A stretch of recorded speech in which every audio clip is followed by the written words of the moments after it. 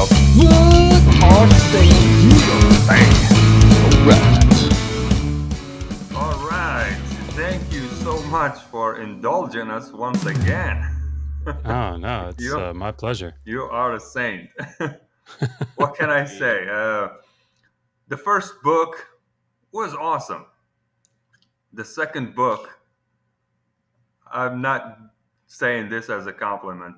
The compliment would be thank you for writing the book, but this Mm. is a fact. It was a big punch in the gut. Like how awesome! I mean, how much information you packed in this. I mean, we have to read it many times, obviously, and this time, like, read one chapter and just keep going at it. But it was impressive. That's all I can Oh, say.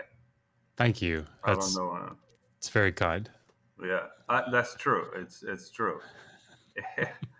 At this time, I was like reading it. I was reading the audiobook. I was reading you know, the actual written copy thing. Mm.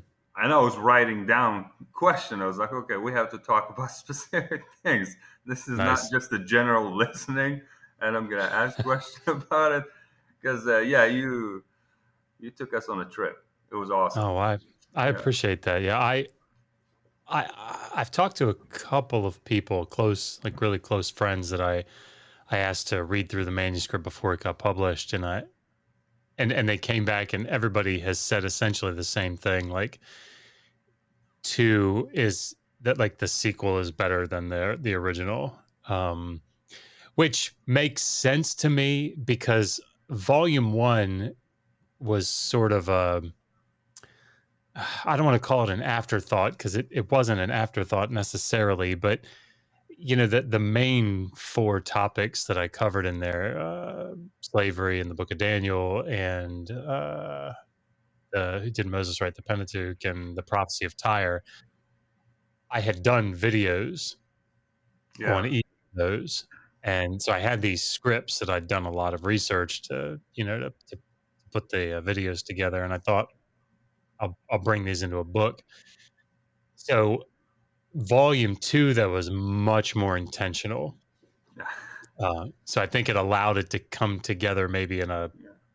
a better way, but that was Yeah, very I would say volume one is like, you hold someone's hand. Volume two, you open the door and you walk right in. Okay, let's go. I mean, if I was gonna use a metaphor, that would be That's it. fair. That's fair. Yeah.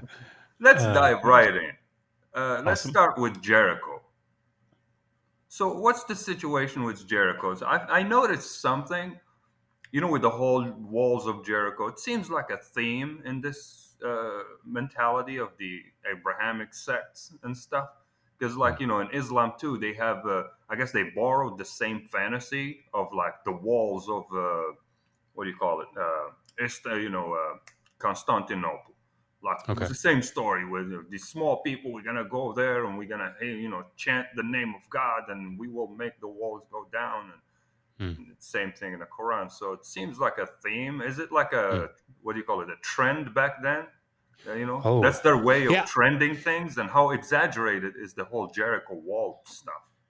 Yeah. So I think so. I can't speak to Islam just because I haven't done any real Yeah, research into it. But one of the things that was true about cities in Canaan uh, through the third and second millennia, at least the first half of the second millennium, is that they had defensive fortifications. Right? They had massive walls. Oftentimes, they had just massive architecture, and so when during the third millennium, in many of these major cities like Jericho, uh, you had defensive walls that were built up around the city, and there'd be either a fire, some sort of destruction would bring them down, and then they'd rebuild them, and very often they'd rebuild them,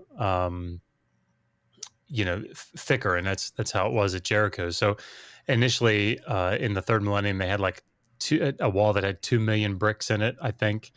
And then that one got destroyed, and then they built it up even bigger, and there was like a wall, and then an exterior wall, with a space in between.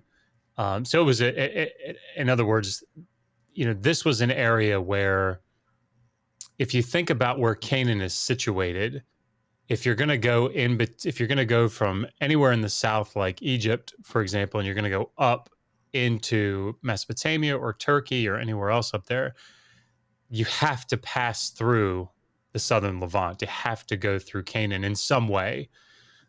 Two major highways, the King's Highway and the Way of the Sea. Yeah.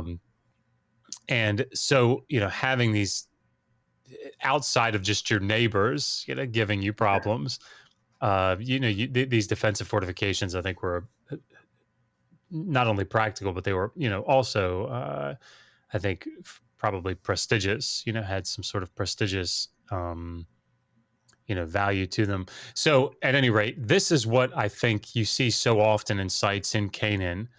But then by the late Bronze Age, Egypt's in control of Canaan. And so they're not going to let these cities have these massive fortifications because it's under their control. You've got, military leaders that are situated in Canaan itself. And so during this period of the late Bronze, like you just don't have many city walls. You don't have many fortifications. But I think that what the storyteller is doing when they're talking about, in the book of Joshua, bringing these walls down, is that there's a memory in that area, and you can see it in the ruins themselves, of these massive fortifications that had been there, and just sort of utilizing that memory to recreate or to solidify the story that they're telling about their history. So I think that's probably what's going on, at least to some degree. Yeah, I mean, what I noticed, it seems like in the book takes down a little bit of the fantasy, because for a while we all live with this fantasy of like the antiquity stuff. When you hear like massive walls, it's like fortification. Everybody has in the collective imaginary this like awesome stuff. Maybe physically, if you see it, it's like it was today's time will be built by some villager, kind of like something not as impressive as described.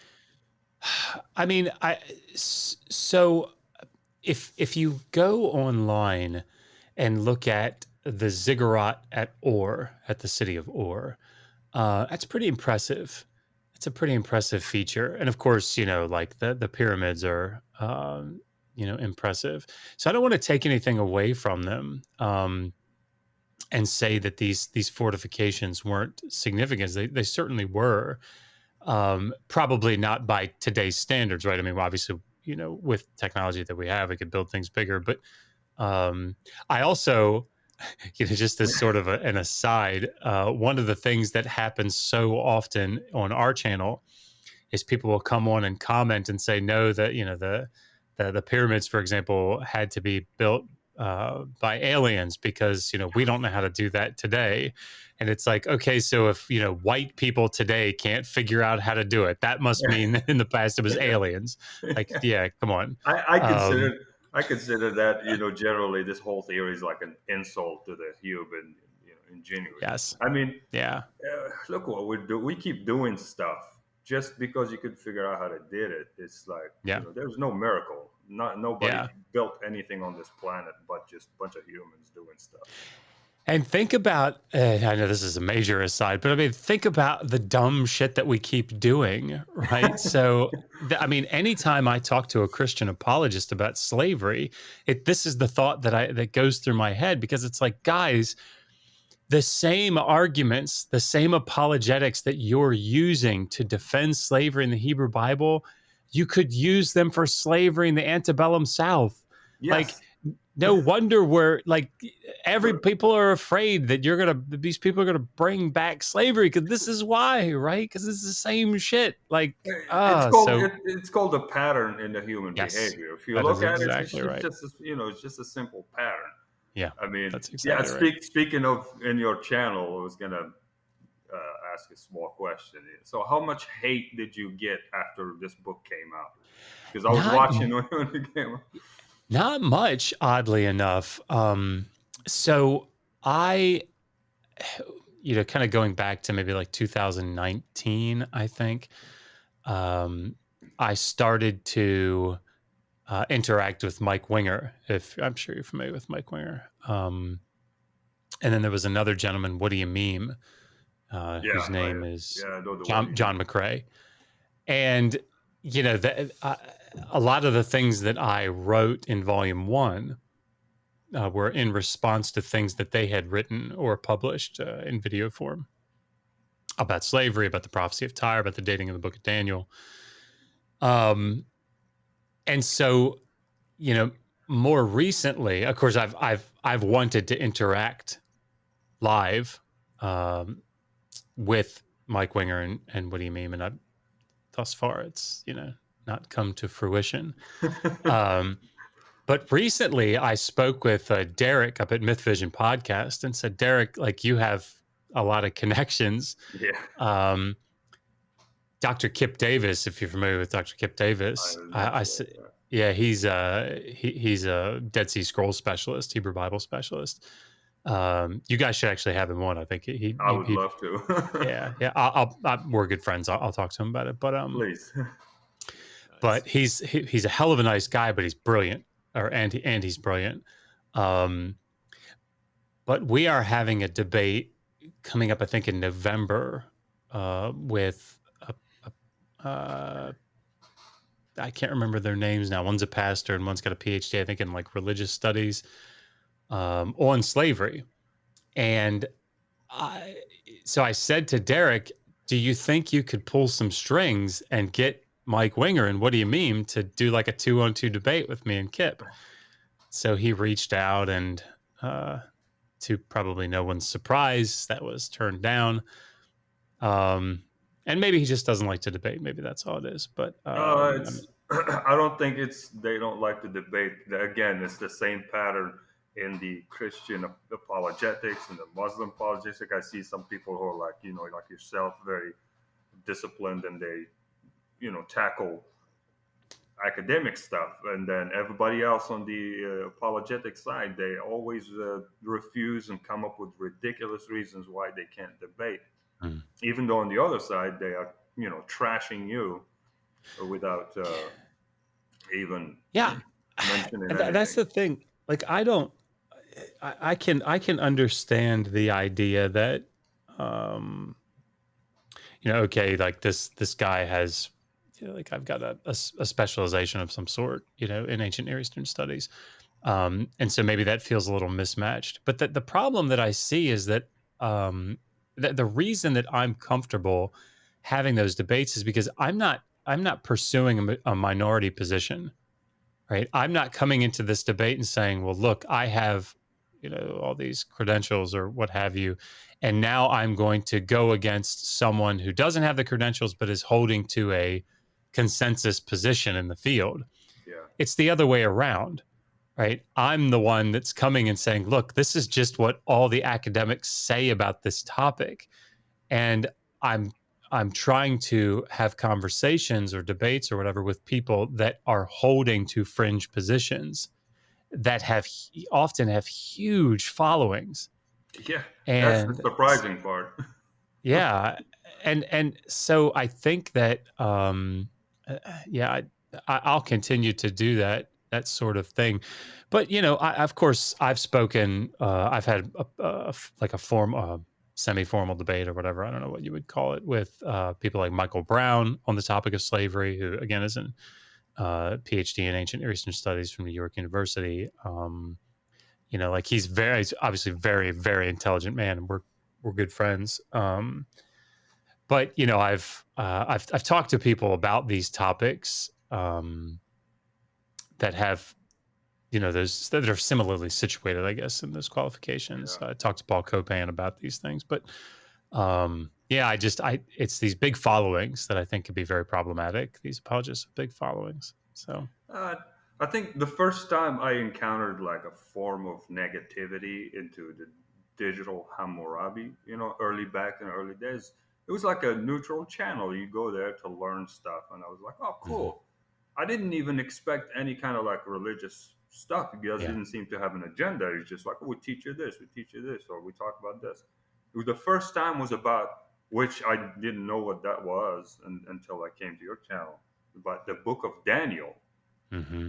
You guys did a few videos, or it was mentioned, something like that. I don't recall, I don't remember accurate, but I remember Megan, it came out once. I think it was a video or post, and she was saying, I think she was replying to people who suddenly came out, started insulting why you always Yeah. bring the book of Daniel. And I was like, what is this book of Daniel? What's going on? And then I started looking, Yeah. and I was like, that's not what I noticed in this channel. Yeah. So that was the first time I saw that. It's very frustrating, I think, particularly for her, because I feel like my role here in on social media and in these types of contexts is to just, and both of us feel this way, is to just try to get out like foundational information, right? So when you know when you start like at a PhD program or something, you're coming in very often with this sort of this foundational level base of information. And if you don't have that completely shored up, then in the first couple of years they shore it up for you. But when you get down to write a dissertation where you're trying to break new ground, they want to make sure that everybody's starting on the same like the same sure footing. And Yeah. so they go through things like, all right, let's talk about the history of the ancient Near East. Let's talk about the Amarna period. Let's talk about the Old Assyrian period. Let's talk about the New Assyrian period. And everybody learns all the basics, right? All the foundational stuff. And then from that, you can start to, dive into a particular corpus of text or a particular site, and you can start to come up with new ideas. Is how it works. The problem that I see is that when I got onto social media, all that foundational stuff that everybody agrees on in the field, not agreed on social media. And so when you don't have these basic foundational things to start with, you can come up with some crazy harebrained theories, right? And so in a from a language sense, if you're studying English and you don't know that the word run can take several different nuances. It doesn't have to mean like somebody sprinting across the yard. It could be like water coming out of a faucet or an Yeah. engine spinning around, right? Or something coming out of one's nose. Like all these things can Yeah. speak to them. But everybody knows that is like well versed in English or whatever. But if you don't know that, then if you just think it's somebody with two legs sprinting across the yard, then you'll see all these other contexts like my refrigerator is running and you'll say, oh my God, you better go catch it, right? But you'll come up with these harebrained theories about what that actually means. But that's the sort of stuff that happens in Christian apologetics. So people will begin on very unsure footing, and then they'll build their entire system based on this to the point that they'll say things like, oh, well, Nebuchadnezzar, when he tried to take the city of Tyre, he laid siege to the mainland city and couldn't take it for 13 years. And you're like, oh my God, just stop. Just you don't have any idea what you're talking about. But it's because they don't have that foundational information. So I feel like that's our role here, is not to go into the tip of the spear or the breaking new ground information. It's just, look, guys, we're just going to tell you where everybody starts. Right? This is what everybody agrees on. Moses didn't write the Pentateuch. After that, there's tons of disagreement. Right? Was it this form of the documentary hypothesis, or is it more of a supplementary hypothesis? Like all that stuff, European school, American school, all that stuff is debated. Right. But what is it that they all agree? Well, one guy named Moses didn't write it. Ugh. Like that's Simple. all the further we need to go.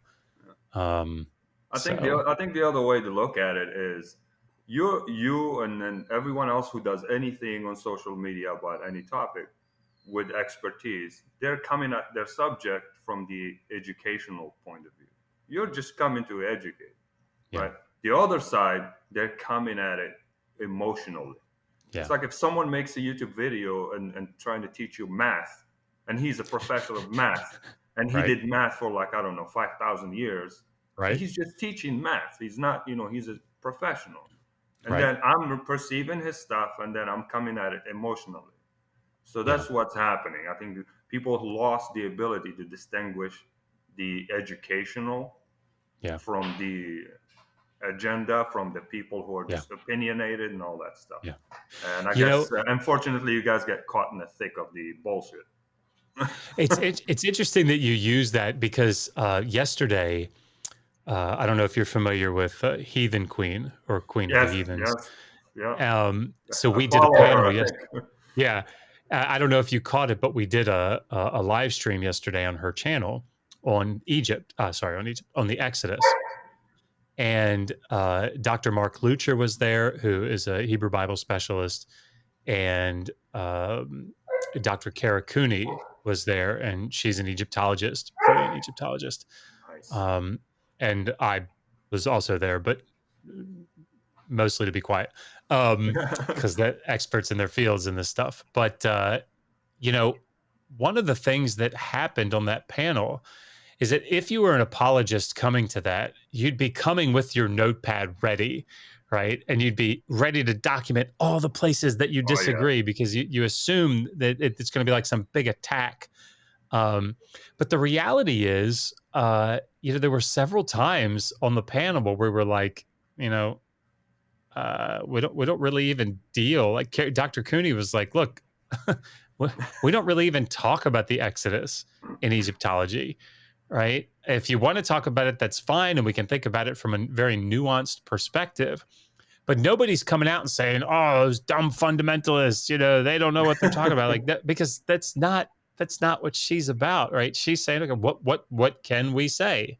And so it's vastly more nuanced than people want. But and I said this on the panel, when you start with your conclusion and then back into the data points, back into the data, that's where you have your problems, right? Because this is what's happening with so many Christian apologists that I see. They start by, okay, this biblical text is the inspired, inerrant word of God, and in some way, if you're more progressive, or in every way, if you're more fundamentalist, the data has to be historically reliable, whatever that means for you. And so when you do that, when you begin with that presupposition or with that conclusion, or all this stuff has to be accurate in some way, then all you're doing is you're backing into the data points to make them make sense, as opposed to collecting all the data points and saying, okay, what model best accounts for all of these data points? yeah. They have their model, and now they're just trying to fit the data points into it somehow. And that's incredibly problematic. Well, I have two main big questions I want to dive in, but let me see if Tim, I think he has questions for you too. Jump in Uh, because my questions kind of float towards the end, to be completely honest. But I am more curious on the archaeology portion of this. Mhm. So I know archaeology, you're digging for obviously the ground and whatnot, but I was kind of wondering, I don't know how expertise you are in this, but I feel like you probably have a better idea. Is anybody like, I know people have like in the ocean, basically, like archaeology digs in the ocean. Mhm. I just want to kind of know like how advanced we are in that, because I know there's still like a plethora of the ocean we haven't actually looked into. Yeah, I mean, so yeah, certainly that does leave any area of expertise of mine.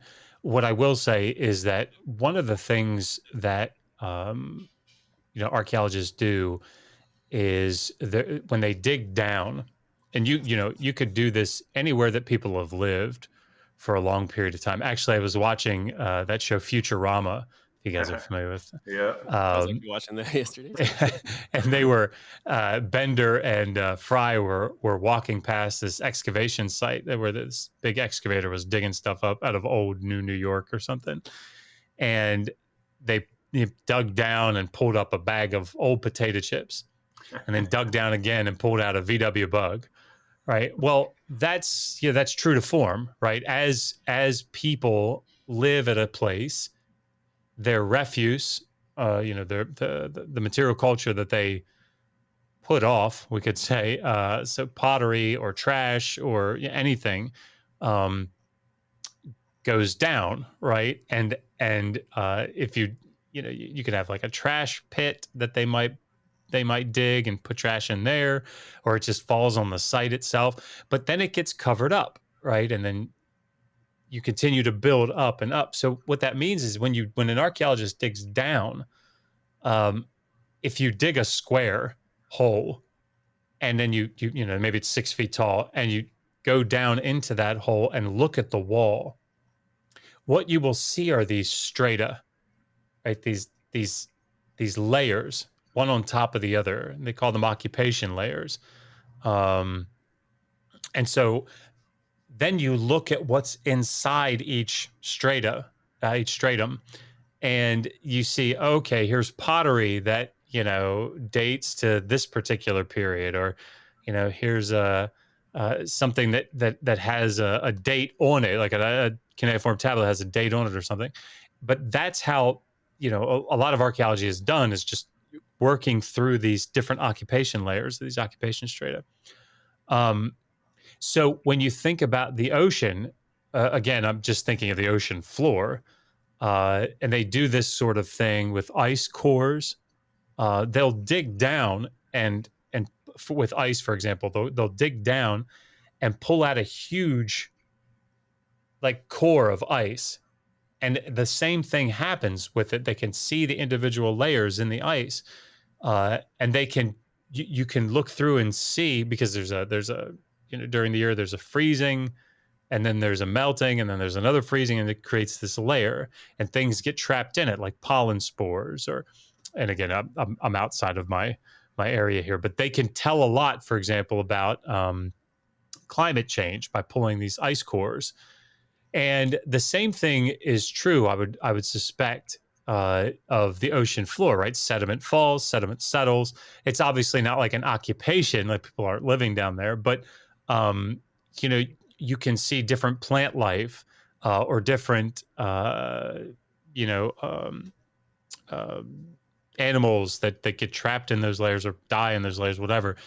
And as they dig down, they can see the different strata and determine things about, okay, well, during this 500-year period or this million-year period or whatever, there was this climactic event that took place, because you can see the settlement, or you can see the pollen settles down. Like, I don't know exactly what they'd be looking for, but that's the sort of thing that I would imagine they do. But obviously nobody should quote me on that. They're getting more specialized at it, I assume. Yeah, no doubt. So let's hit one bit. To me, it was a big one. The hyperbolic argument. Yeah. So this hyperbolic is like a big problem. Okay, so who decides what's hyperbolic, what's not, and who gets the what do you call it?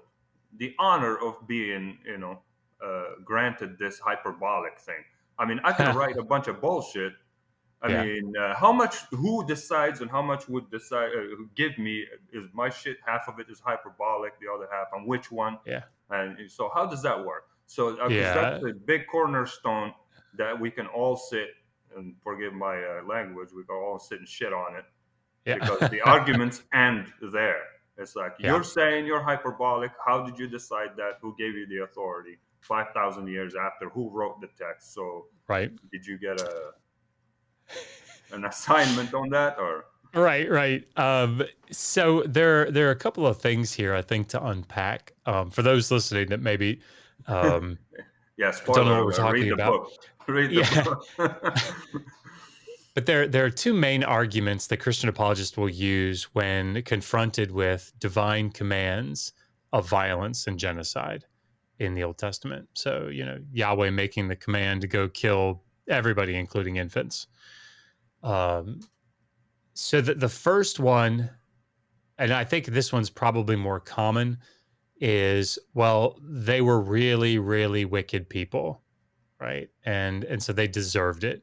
And that will go in all kinds of different directions, because then you'll say, well, what did the babies do?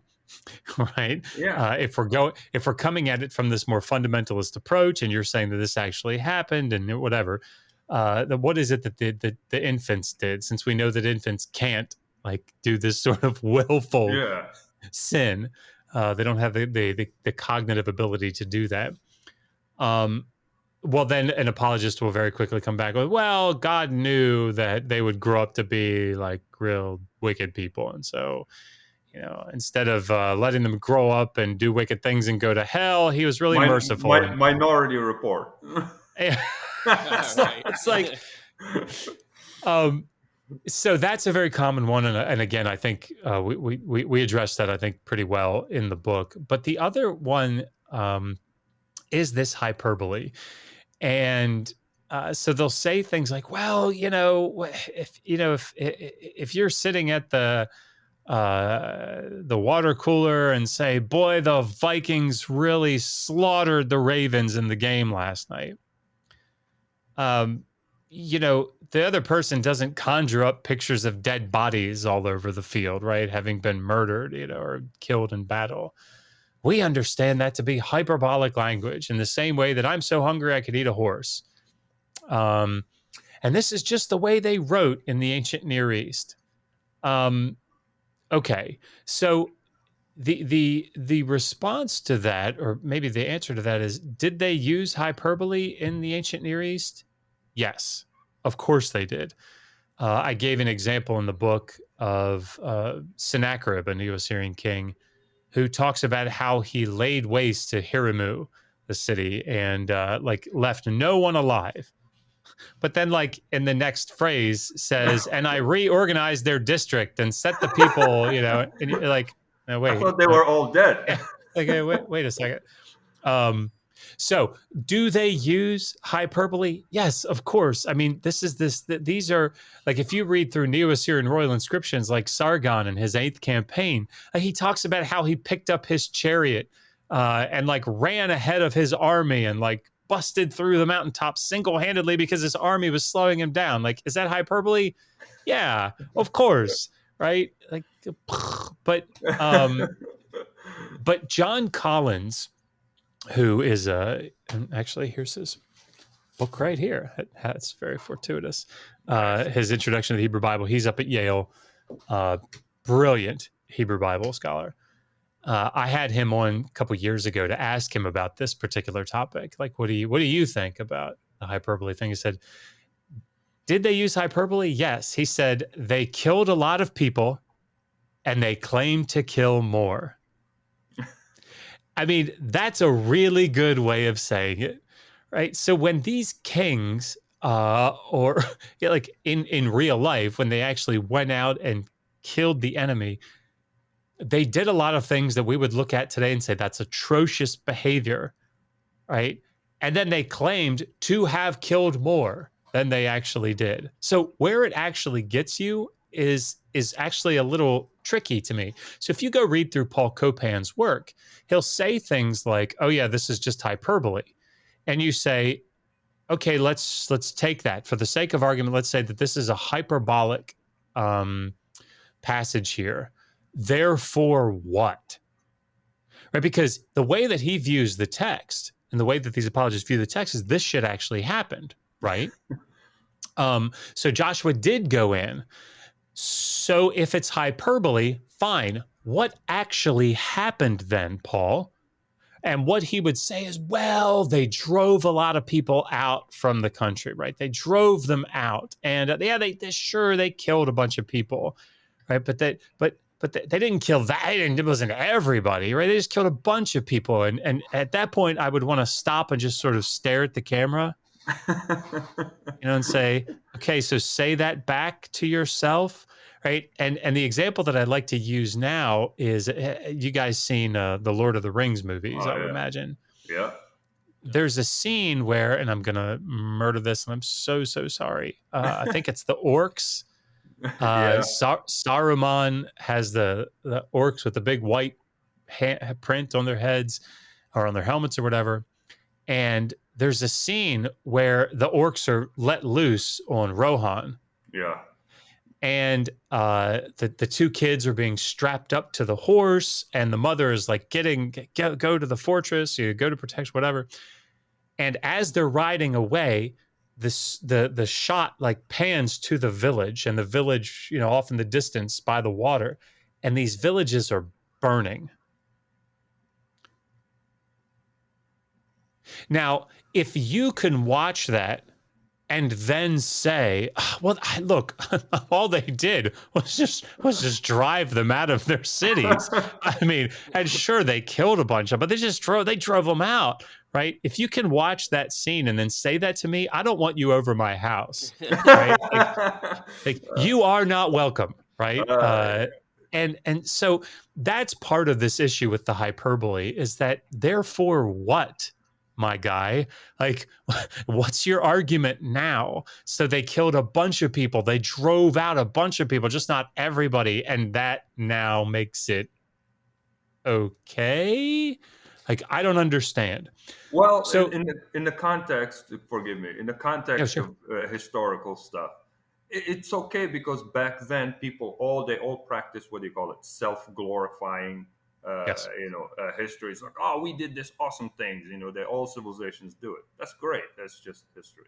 Now, today, these people, the dangerous part is like they're taking this and giving it like, this actually happens, and we should take this as an example and do it. Now, you decided to, what do you call it? Grant yourself the hyperbolic situation, right? Would you grant the same thing in the text of, let's say, the Muslims? In the text, let's say, of the Aztec, I don't know, the Zaradishts, Zarathustrians, the Chinese, all these religions around the world, just you name it, thousands. So how you gave yourself that right to interpret your text? Would you give them the same thing? You read something ridiculous, and I mean, would you use it to attack them, or would you use it to? So who decides? That's the interesting point. And this is where I think people just don't follow through on their arguments, right? They don't go to the end. And I'll give another example of this.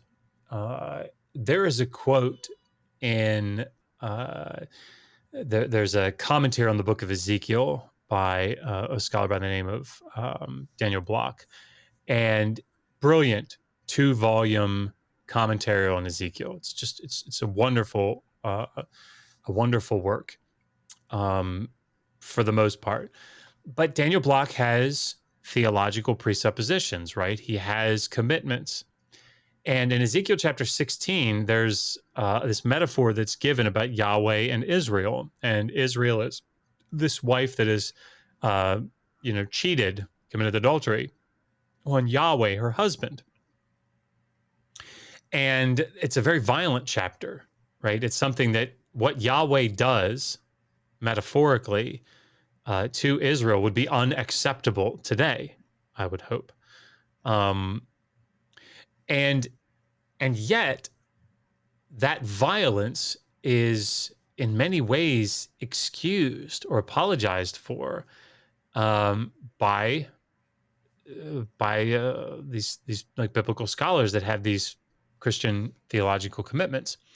And so Daniel Block has a comment where he says, essentially, look, we can't just read this text by itself. Anytime we're looking at Yahweh doing these sort of violent things to his wife, to the woman, we have to view it through the lens of his grace, which, brings up a little bit of vomit into my mouth.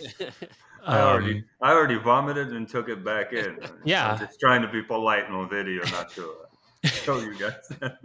But like but the problem is that people don't realize that there was somebody that made a comment in one of the videos I did an interview on. They said, "Oh, Josh must not. He's either intentionally misrepresenting what Block said, or he just hasn't read it or understood it." And so he puts the whole quote in, right, like a paragraph and a half. And if you go read the quote that he puts in, you're gonna go, yes, that's what I'm saying. And the fact that you're not picking up on it is frightening to me, because what he's saying is essentially this. I give this example in the chapter. If I grew up in a household, or if you grew up in a household where if someone interrupted someone else while they were speaking, that the person that got interrupted would go over and punch the person that Yeah, I interrupted in the remember face, that. right? Punch them right in the nose. That would become the norm, right? So what happens? Cause and effect, right? What happens when someone interrupts? Well, they get punched in the nose. That then becomes the just punishment, right? Or the just reaction for if someone interrupts. So then if you do that in your household for 18 years, whatever, you go out into the world and you're sitting there at the cafeteria table at college, and your buddy interrupts you and you reach over and bop him in the nose. And then you find yourself in a jail cell, you'll be asking, like, what the hell? What did I What's do going wrong? on here? Right. What did I do? All I did was what I was supposed to do when that happened.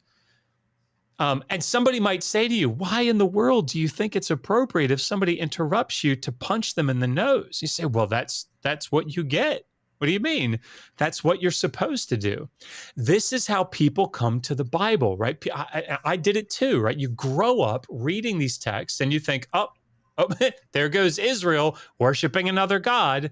They deserve now to be slaughtered, right? They deserve this other country to come in and massacre them until they repent of that. That's just what you get. If you worship another god, you get killed, right? Well, coming back and being on this side of that, you go, whoa, buddy. Like, is that really the right thing? Why is it that all these people are being killed? Well, they worship the wrong God. Like, wait, now does that, but see, that's what they do. So this quote that he put in the text was, look, Israel was worshiping other gods. Israel was committing adultery. That's why Yahweh did it. And you're like, yeah, that's my point. That's not good. That seems to be a very, what do you call it, a defining trait or a signature of the Abrahamic situation. And if it goes all around from the source to the other bastard children of the whole situation. Like Islam, the same thing. It's literally the same attitude, because it's just ingrained. It's because this, you grow up, you see a Jew, you must hate him. That's it. Yeah. No questions asked, and just wait until like near the end of days, and you get to kill him. All right, great. Yeah. It's the same thing. Why? Because. So they do that. But the hyperbolic thing, I think, if I understood it clearly, but it's pretty simple to understand. It should end any debate. Yeah, and the problem with hyperbole, I think, is twofold. One, what we've talked about, right? And that is that let's assume that hyperbole is in the text that we're describing. Does that really get you out of it? Right? Does that really, can you really lie down at night? Would you be okay with someone coming to slaughter you or drive you out of your home and say, oh, well, I mean, this is just hyperbole. They didn't actually genocide us, right? It's just it's driving us out of us. So it's okay, right? Does that really do it for you? But the other problem with this hyperbole defense is, and I say this in the book as well, there's a reason I don't give my 4-year-old a hammer, right? And the reason I don't give my 4-year-old a hammer is because everything becomes a nail instantly. When you give him a hammer, everything's a nail.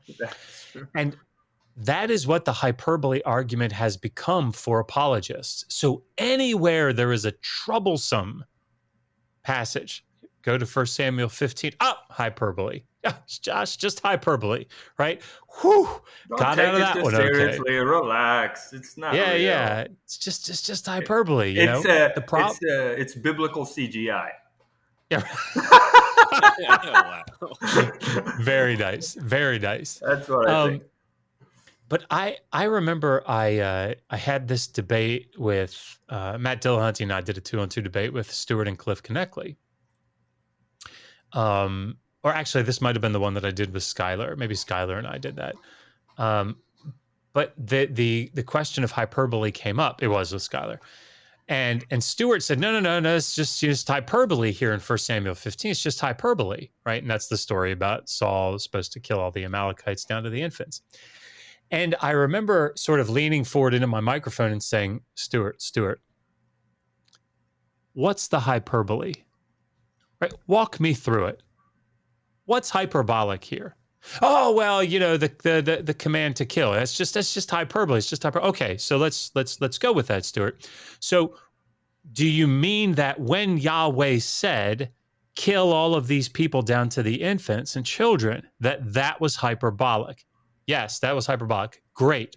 Why did Saul get in trouble? Or because if Saul would have understood Yahweh to have been hyperbolic, when he came back, having not killed everybody, Yes. he should have been able to say, whoa, Yahweh, cool your jets, big guy. Hey, hang on. I mean, that was hyperbole, right? I mean, you didn't really mean kill all of them, right? Let me be Yahweh. No, I meant everybody. Yeah, right. So this is the question when it comes to a literary device like that. You have to ask the question in the specific narrative. Tell me what the hyperbole is, because if you read 1 Samuel 15 as hyperbole, the coherence of the narrative goes right out the window, because there's no reason that Saul should have been rejected as king. There's no reason whatsoever, because he didn't disobey. In fact, he killed too many people, if it was hyperbole, right? Because he killed everybody but one. And that wasn't very nice. Saul, didn't you realize I was being hyperbolic? You're just supposed to kind of, play with them a little bit and, chase them around with a stick or something, like, it's hyperbole. So yeah, I think asking the question, will the narrative itself literarily, will it allow for there to be hyperbolic language? And the other examples that I give are the story of Achan or Achan in Joshua chapter 7. When they go up to, the Israelites go to fight the city of Ai and they lose, and it's because Achan has taken some of the things from Jericho. Like, that absolutely requires totality, right? It's not hyperbolic. Don't take anything out of Jericho. Well, I was just using hyperbole here, right? It's just hyperbole. I mean, take everything. I mean, because it rises and falls on the totality of that command. And so, I think that's the question that we need to ask first. When somebody comes up with hyperbole, say, yeah, walk me through it. Go ahead, big guy. Walk me through what the hyperbole is. And then if it is the case, like with something like Sennacherib, or I would say in Joshua 9 through 12, that's probably what we're looking at as hyperbole, at least to some degree. As far as what we readers today would be taking from it. But the reality is, in these stories, like, walk me through the hyperbole, because more than likely they won't be able to, because the narrative will just fall apart. Yeah, you know what? We're in the 21st century. I think most of us we know how to read, and with some education. Okay, and these texts, I think, throughout the years have been exaggerated and made into like this mystical shit, and it requires volumes of explanation. Sometimes most of the time, the language is straightforward. Like in the Bible, like in the Quran. When someone tells you, okay, find them, corner them, and then fucking kill them, it's very straightforward command. I mean, I'm not gonna have a PhD and write 3 books just to it's not poem. A lot of them are specific, straightforward. Can we just skip the bullshit and say, okay, this is what it is? Okay, your wife disobey you, beat her up. It's a straightforward. It says it. It's right there. I don't need to write a 10 series volume trying to explain how gently or like metaphor. It's not a metaphor. It's obvious. And that's the thing. So here's the thing, and I'll just be very brief about this. Like, I think that if something like Christianity is going to survive in modern times, this is just my opinion, so nobody should like quote me on this outside of it just being my opinion. I think that as religion has done for the thousands of years that we know about it, it must adapt. And what Christianity is going to have to do is it's going to have to say, okay, look, we realize that this is not an inspired, inerrant text as we've understood it to be in evangelicalism for all these years. This is a product of people of the time writing down what it is, that how they interacted with the divine. And in doing so, they will begin to look at it much like they look at the Epic of Gilgamesh. Because if you read the Epic of Gilgamesh and you don't think this is an inspired text by Ea or something, right? You just think of it as a piece of beautiful literature from the ancient eras, from its time. Then you quickly do away with all of the things that don't speak to your modern sense of morality, right? And what you do is you become, in a very good way, I think, you sort of do the whole rake and shovel, right? You rake in the good stuff that speaks to you and that informs your already established moral and ethical position, and you shovel out the bad, right? So when you read through the Anzu myth, you rake in the stuff like brave Ninurta. He keeps trying, and he does everything that he can to win, and he's bold, and he's trying to do the right thing, and all this stuff. You kind of shovel out all the bad shit, right? Yeah. Like, and the same with the Epic of Gilgamesh, right? Okay, so we're not going off to the cedar forest to kill this creature, essentially in cold blood. No, we're, what we can do is we can rake in is, Gilgamesh was scared, and his friend Enkidu really helped him, and then Gilgamesh and Enkidu helped each other, and they, be brave and be bold, and these are things that we can do. We should, when we have challenges in life, we can be brave as well, and we can help our friends be brave. Sure, great, right? It's this very much reader response theory of interpretation. This is the way that I think, if religion is going to survive, or if Christianity is going to, it's going to do it that way, in my opinion. Again, who knows how good that is. You're right, because the Abrahamic sects are really having an existential crisis now. They are trying to cling to life, and part of the symptoms of that, which is happening in all of the sides, you're aware of it in the Christian side, it's happening big time right now on the other side. It's this whole hyperbole tactic or whatever other tactics, because obviously we have issues. Yeah. So do you have to find somewhat of an elegant way of practicing denial, and because they have to survive, clinging to life right now. Yeah, that's right. So let me just drop on the other one that I really also wanna.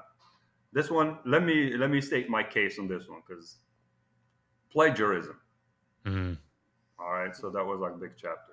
What I have observed, a lot of academics and serious people, such as yourself, when they are dealing with this, they're very elegant and polite about like using specific technical words. They understand, this. And in your book, I discovered a new point of view. I learned how you looked at stuff, and that was great. But that does not also negate that there is a kind of like an intellectual crime. There is some kind of thing that happens.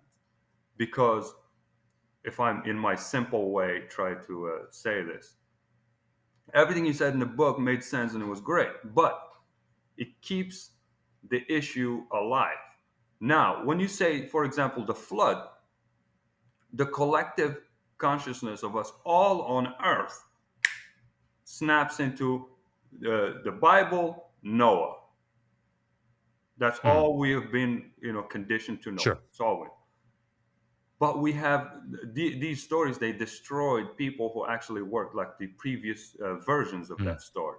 No one thinks or gives a shit about, the Epic of Gilgamesh, Enuma Elish, and all that stuff. And these people who gave us a lot. These ancestors, them, the Egyptians, whoever else, you go to Aztec, you go left and right, everywhere. These people created this literature that you came later and ripped off. And that's great that you were inspired by it. There was no copyright laws, all that good stuff. That's great. Everybody carries from somebody else. I get inspired by you, I do something, but people know you. Now, so it would be the same thing now. You wrote this great book. I was inspired. I loved it, like you. And then in that process of getting inspired, I start, chipping away through it, taking stuff. And then suddenly, a few years later, no one remembers the name of Dr. Joshua Bowen, who spent years writing this book. Suddenly, anything that comes up for that topic, people remember my name. That's not fair. Sure. Even though maybe I was not intentionally trying to rip you off, I didn't steal from you, you didn't copyright this thing. That doesn't negate the fact that some adjustment needs to bring back justice to people who actually made great contribution to this literature. Okay? This collective reaction, to me, is still an intellectual crime, even though technically, like you said in the book, you had different explanations. What do you think? Yeah, I think it's a very fair point. And this is why, actually thinking back through this, I think sometimes I focus on one aspect of this, and then another chapter I clearly focus on another. So when we talk about things like rape and adultery, in that chapter, it was chapter 6. Like I will call rape, even though they may not have viewed it as rape, right? So when they look at Deuteronomy 22, 28 to 29, and they look at them and say, well, that's rape. Okay, that's true. They did view that as rape. But in Deuteronomy 21, where it talks about the captive bride, they would not have considered that rape. And so, but I would call it rape today. So I will say very clearly that there is some inconsistency. I think I'm specific about it, but it doesn't negate the fact that sometimes I'm focusing on what we would call X today, or what type of behavior we would call X today. And then at other times, like in the plagiarism chapter, I focus on what they would have thought about it. So you're absolutely right. The act that, the writer of the flood tradition, or the flood story, or even, what the author of the Enuma Elish did when thinking about the Anzu myth, if that were to happen today, that same action, we would call that plagiarism. That would be a crime. You're absolutely right. And so I think it's good that we keep both of those things in mind. So I appreciate you drawing that to my attention, because I will be very careful to say, no, the Israelites and the people in the ancient Near East would not have considered taking a captive bride to be a crime. It would not have been rape, even though there was no consent involved on the part of the woman or the girl. They still would not have considered that rape. We would absolutely consider that today because consent is a very big thing for us. In the same way, we would consider many of the acts in the ancient Near East, from a literary perspective, as plagiarism. But they did not, because they didn't have the concept of intellectual property. And so I think that's a very fair thing to point out. And it's good for us to keep that nuance in our mind as we go forward. Because what the point that I want to get across, the big point that I wanted to get across, in chapter 7, in the plagiarism chapter, is that, and we talked about it in that Exodus panel yesterday, the Judean scribes who are putting together, for example, parts of the primeval history, they're not dummies, right? And I think so often we want to, and I've wanted to do this as well. So it's not just other people. I come out of this fundamentalist evangelical background, and I held the text in such high esteem, so much so that it was like I would have reacted incredibly strongly had somebody told me, no, your text took from, early Mesopotamian or Yeah. Akkadian text, because I would have thought, no, this is God's word handed down on high, from on high. And so I understand the sentiment, but that also means that when I came out of it, I have this tendency to have this strong reaction to it, and to be able to say, and to think to myself, oh my God, like this is just, you guys don't get it. They didn't come up with this stuff on their own. They're taking this from here and from here and from here. But the reality is that it's somewhere in between, right? Yes, absolutely. The scribe that put together the Enuma Elish is absolutely beyond any shadow of a doubt, from modern perspective, plagiarizing the Anzu myth. There's no question about it, right? He's very intentionally reworking it. But and so that's the case also in the biblical text. There are absolutely places where they're utilizing ancient Near Eastern mythologies, sometimes quite directly, and not crediting them, right? And as you say, it leads to people forgetting about where they originally came from. A good example of this might be, and I've been trying to think about it for the past couple minutes, that Leonardo DiCaprio movie, Romeo and Juliet, if you remember that from so many years ago. A while back, yeah.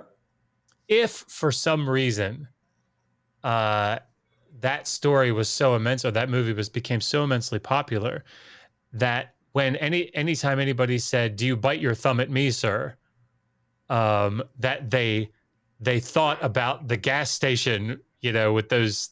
I haven't seen this movie in so many years. I'm so impressed with myself that I remember that. But he's biting his thumb, and they're crediting that movie with Leonardo DiCaprio as coming up with that, as opposed to this actually being from Romeo and Juliet with Shakespeare. Then yes, I'm with you. I know exactly what you're saying, and I agree. I think that's our job. And that's what we need to be doing, is saying, hey, guys, the Judean scribes that put Genesis 6-9 together, or, that whoever it is that, however we fall down on this, whoever edited together the final form of Genesis 6-9 with the individual sources, did a brilliant piece of literary work, right? But it wasn't his own. It's not like he came up with this flood story himself. He reworked it in a way that polemicized where he got it from. But he is greatly indebted to the earlier stories, and we need to make sure that we recognize where it came from for any number of reasons, not the least of which is to appreciate the culture that developed it. And to credit them with that. So I agree completely. The reason that I think I focus in on, let's not call this plagiarism. Yes. And from, again, that's focusing back on their perspective and not ours, is it's very easy, and I'm sort of putting this together in my head as I talk, so forgive me. If I say Deuteronomy 21 is a law that endorses rape, it's much easier for a Christian apologist to take a step back and recognize, okay, see what you're saying. From our perspective, this would have been considered rape, right? I think they're much more likely to do that. However, if you say, oh, well, the Old Testament's just plagiarized, it's very easy for a Christian apologist that's done any research into this to shut that down and to shut you dead, like to shut you off and to say, that's so unnuanced of you. This is not plagiarism. They didn't have intellectual property, blah, blah, blah. Right? They're reworking. It's a polemic. Blah, blah.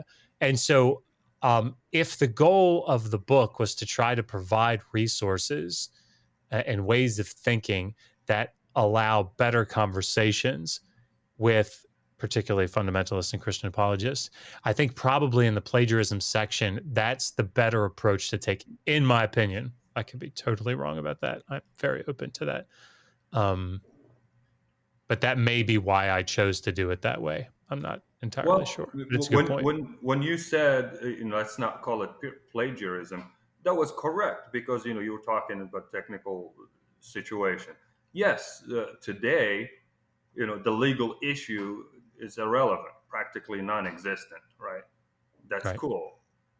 And then, but you have now these thousands of years worth of like civilization and richness. All these people, they created all this stuff.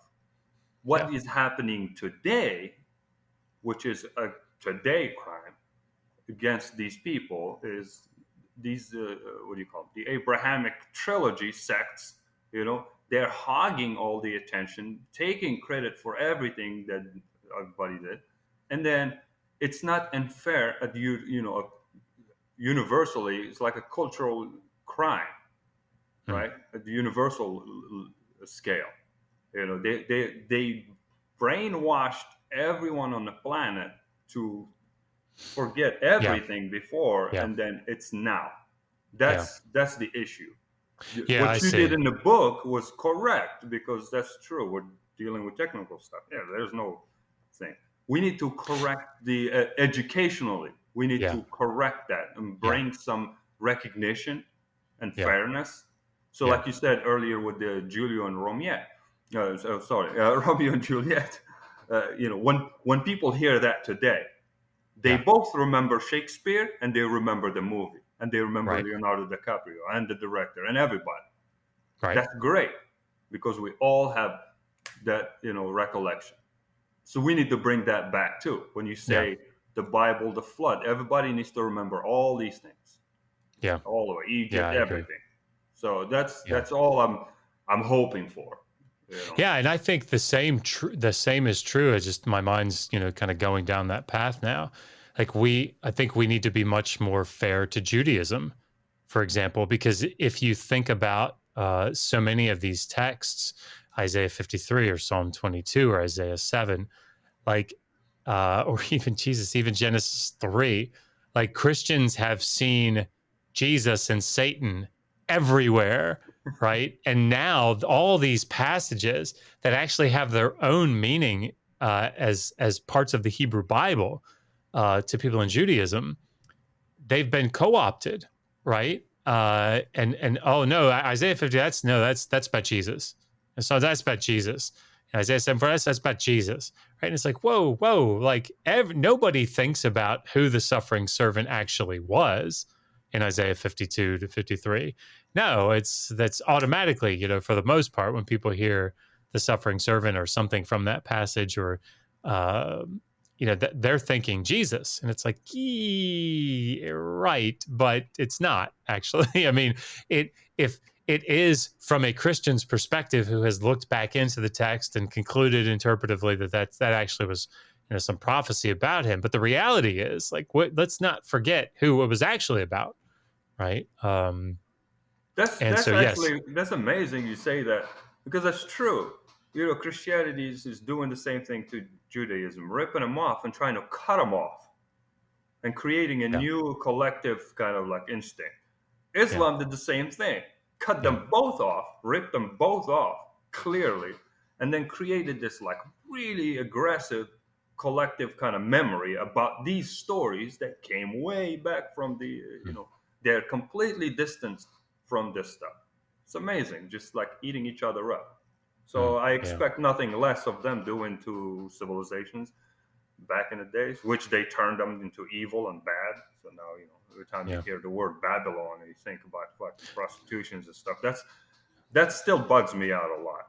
Oh my God. Yes. Suddenly, like I saw that there's a trailer of this new movie coming out. It's called Babylon. Literally, it's called Babylon. You see the trailer of it? It's about like Hollywood, I think, in the 30s. It's like Okay. the debauchery town. The trailer is Wow. like fucking cocaine, whores, everything you can think. It's like you see the trailer. It's like that's what Babylon means. It's like we're Yeah. still doing this.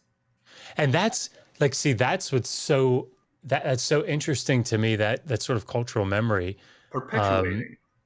Yeah, because like I talk about in that same plagiarism chapter, um, the arc of and I didn't intentionally use that word there in Genesis 1 through 11, ARC, the arc of the narrative, not the ark like Noah's Ark. Um, but the arc of the narrative in Genesis 1 through 11, I mean, Ron Hendel argued, I think, very convincingly that it's meant to be a polemic.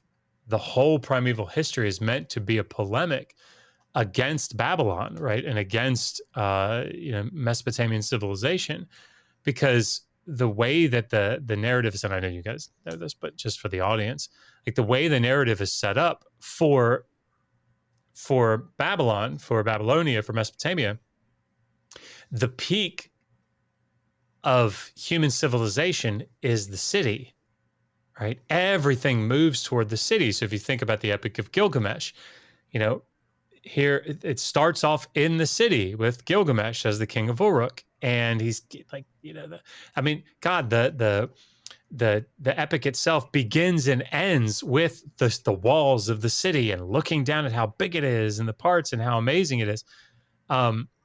But then you get Enkidu introduced, and Enkidu is this, sort of like wild animal man that's out in the steppe, right? And what he starts innocent, right? He's out there innocent, roaming the countryside and with the animals, and progressively, Shamhat, the prostitute, comes out, humanizes him, then gives him beer and bread and clothing. And where does he go? He makes his way to the city. And that's that arc, that movement toward the city is so fundamental and foundational to Mesopotamian literature and civilization as a whole. That's the way it's supposed to go, from innocence to, civilized living in a city.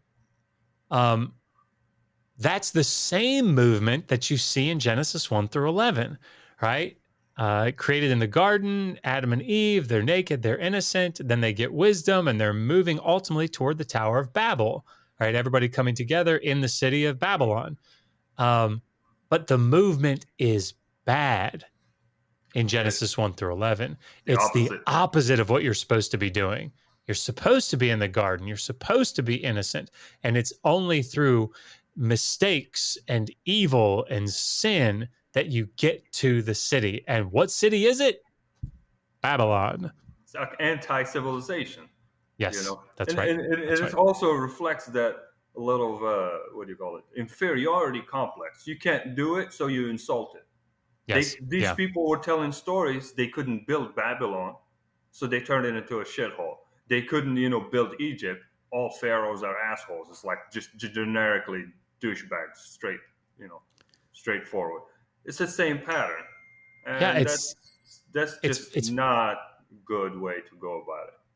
I just think that, people need to be honest, particularly Christian apologists need to be honest with the situation in which they find themselves, right? We're at a place now where you have to sort of take stock, to step back and take stock of what archaeology has told us, what history has told us, and to stop fighting for, well, maybe eventually we'll find, some evidence that will show that Tyre was actually destroyed, or maybe we'll find some evidence eventually that Daniel was written in the 6th century, or maybe we'll find some evidence that Jericho was actually destroyed in the late Bronze Age, right when Joshua was supposed to have come. Like, just take. I think Christian apologists would do themselves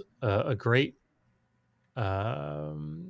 service if they would just step back, take stock of where scholarship is today, and to reformulate their thoughts. Because this is what evangelicals have to do all the time. Unfortunately for them, I would say much to their chagrin, they have to do it. But, like somebody like James Hoffmeyer said very clearly, look, we have to walk away from the idea that 2.5 to 3 million Israelites walked out of Egypt in the Exodus, because we know that could not have happened. There's not that many people to have walked out. So we have to think about this differently. Now, I think his conclusion is kind of goofy, but whatever. He's at least taking that step to say that the data doesn't support what we have thought. We have to think of something different. That's amazing. Timmy? Yeah. I remember you saying something about it really stuck to me because I saw a post about something like this. Oh, that's so good. About how the Bible's just filled with violence, and like most like Christians, I feel like they're also kind of harnessing hatred for like I think how you somewhat put it, like a payday of eventually they're gonna go to heaven or real earth and everything to be perfect. But I feel like because I've seen it a lot too, where they harness this hatred where they feed this violence where they want to see their enemies like burning and all this. Yes. I saw a post that someone said, it was like, man, can't wait till I get into heaven. I hope God lets me watch all the the heathens burn in hell or whatever. Yep. And then someone posts right under is like, this pretty much sums up Christianity. Yep. It's like they harness that kind of like hatred for it, and I personally feel like that's very unhealthy. Oh my God! Yeah, It sums up Islam too. They actually wrote it descriptively in their book. A lot of We're gonna sit and watch. I'm just glad you made that like a point in your yeah. When I think about the way this developed, arguably, is through apocalypticism. Right, and everybody's familiar with like the Book of Revelation, which is sort of like the quintessential apocalyptic literature that most people know about. But apocalyptic literature, this this idea, again for the audience, this idea that things are going really, really bad for a particular group of people, and they believe that their God is powerful enough to bring about the deliverance that they so desire, but hasn't yet for some reason. And how do they do that? Well, we have an all-powerful deity that could kick the ass of anybody, but he's not. And he loves us, but we're still undergoing all this persecution. Why? Like, what is it?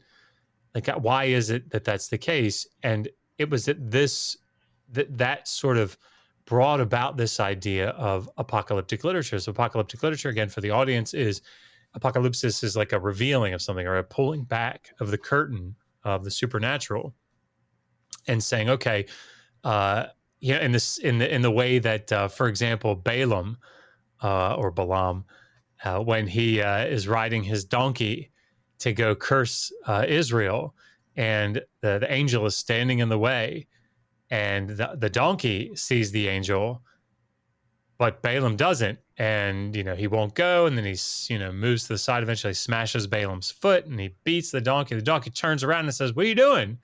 Like, why are you beating me?" Right? And he says, "Well, this is totally normal that a donkey's talking to me. Totally normal." And then God, Yahweh, allows Balaam to see the angel, and he did a revelation, right? He did an apocalypsis.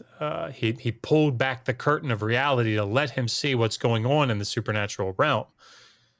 Well, in an apocalyptic in apocalyptic literature, like the Book of Daniel, for example, the reason that that's so important to the people is that they're in a position of um, weakness. They are subjected to the powers that be, but their God is powerful, and they don't understand how to reconcile these things.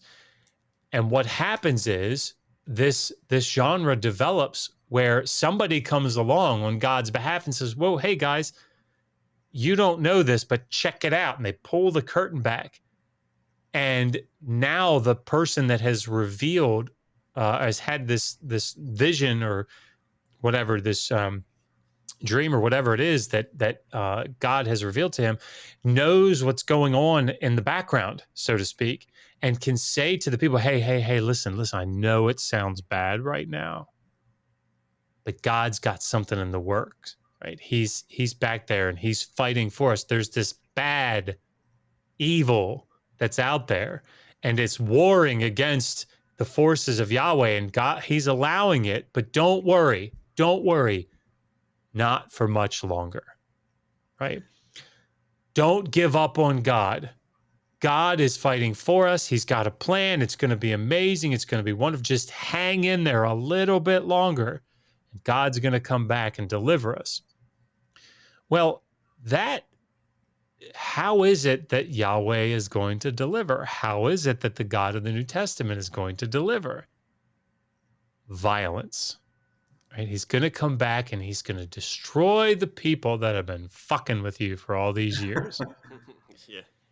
And people, I mean, I know I did as a fundamentalist evangelical, take great comfort in that, because look at, I mean, I'm being called Jesus boy here in school. I'm being beaten up all the time. Like, I'm 6'2", right? But I wouldn't fight back, and people would beat the shit out of me because I was a good Christian. I would take it, and I remember God's going to come back one day and right all these wrongs, and you're going to pay, but not me, because I'm good Jesus boy. But the reality here is that people start to long for that. Unfortunately, had a discussion with someone who you guys may know. I won't mention his name here because I don't want to give him any notoriety at all.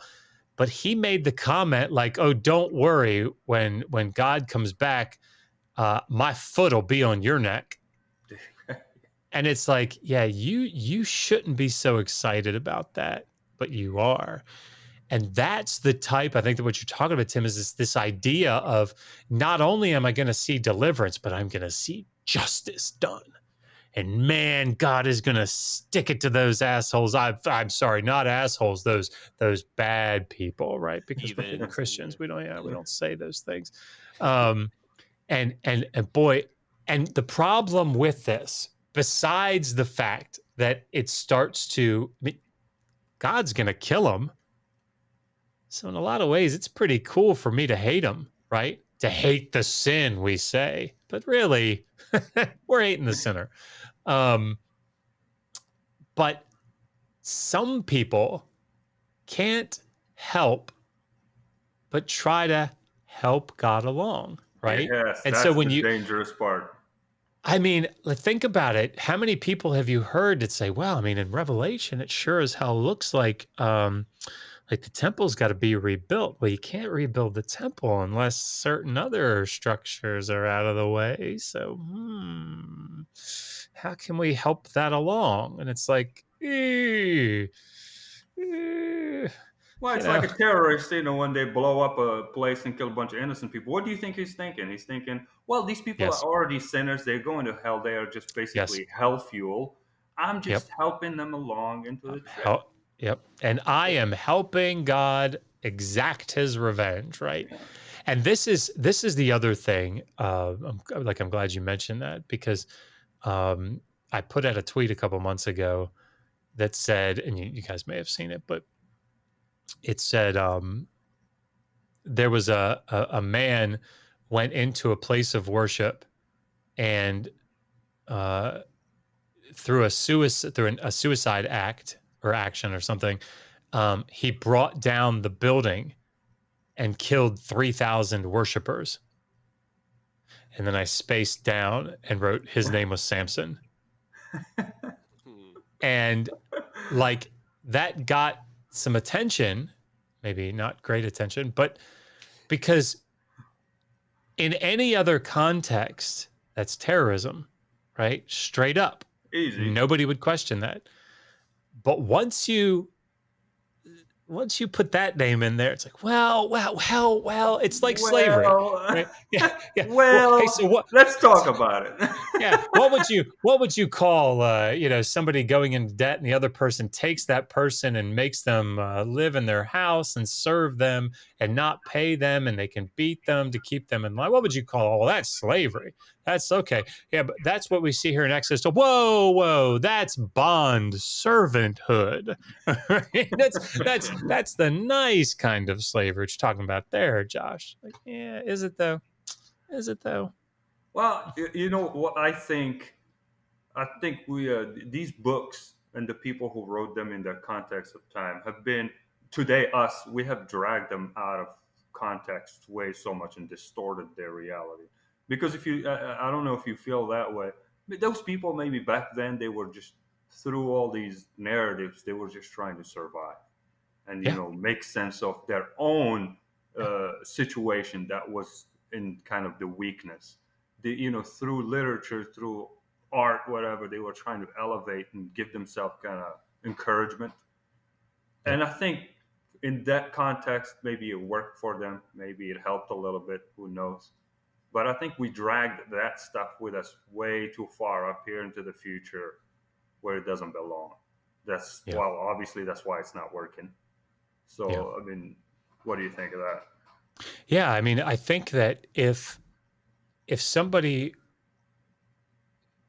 when I was growing up, it was sort of, I think it was losing some traction. Certainly when my parents were growing up, go out to the tree and get me a switch, right? Yeah, or they had a big paddle in the house, or taking the belt off and beating them. Like this was very, very common for children, right? Um, That was and common of for me. course, Yeah, I remember that. yeah.